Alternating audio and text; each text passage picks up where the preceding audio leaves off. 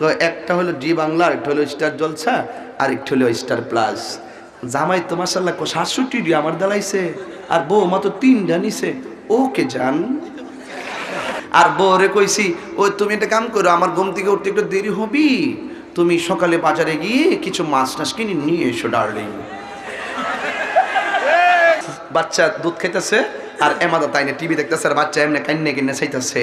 এই বাচ্চাটাই 2.5 বছর পরে আমার কাতুন দো, কাতুন কাতুন। আমি ওয়াজ করছি, মহিলারা তো স্টার জলসা না দেখে, আর তাই নিয়ে ওয়াজ শুই না, বাড়িতে গিয়ে বলছে যে শুনো তাহির হুজুর ওয়াজ করছি, স্টার জলসা দেখো না কেমন। বউকে তুমি যে কি বলো, হুজুরে বলছে। আচ্ছা ঠিক আছে যাও, তোমার আমি 67টা ডিশের চ্যানেল দিয়ে দিলাম, just only 3 channel give me. আমাকে শুধু 3টা চ্যানেল দিয়ে দাও। তো একটা হলো জি বাংলা, একটা হলো স্টার জলসা, আর একটা হলো স্টার প্লাস।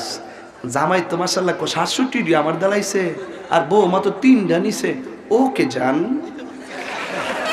তুই বউরে গিয়া এই কথা কোস্কিল লেগে আজ স্টার জলসা দেখতাম তো না, তুই একটা কে ছিল লাইনটা কাটটা দিলে সরে বেটটা যাবা।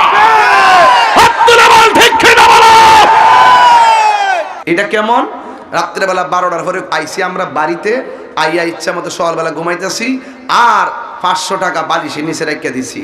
আর বউরে কইছি, ওই তুমি একটা কাম করো, আমার ঘুম থেকে উঠতে একটু দেরি হবি, তুমি সকালে বাজারে গিয়ে কিছু মাছ টাছ কিনে নিয়ে এসো ডার্লিং।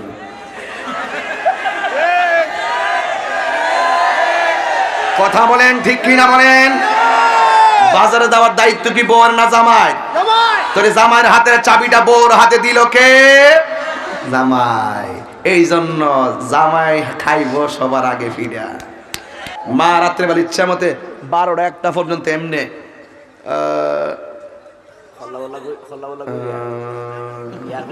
আর এমাদা বাচ্চা দুধ খাইতেছে, আর এমাদা তাই না টিভি দেখতেছে, আর বাচ্চা এমনি কান্নে কিনে চাইতেছে। এই বাচ্চাটাই 2.5 বছর পরে আমার কাতুন দো, কাতুন কাতুন।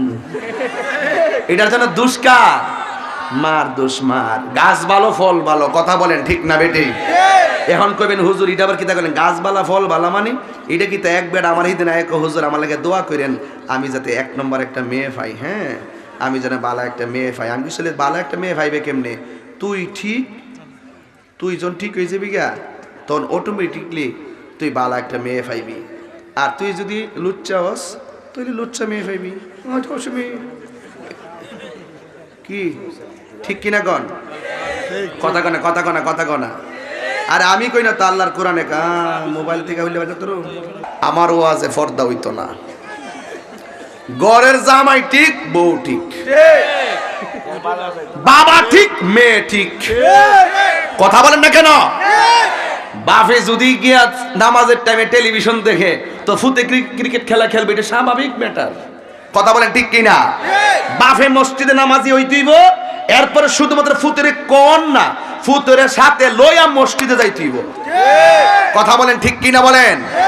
এই জন্য আমি বলবো, একদিন ওয়াজ কিছুই হবে না, আপনারা ঠিক হয়ে যান। প্রত্যেকটা ঘরের অভিভাবক যদি প্রধানমন্ত্রী হয়ে যায়, দেখবেন ওই ঘর একদম তারের মতন সোজা হয়ে যাবে।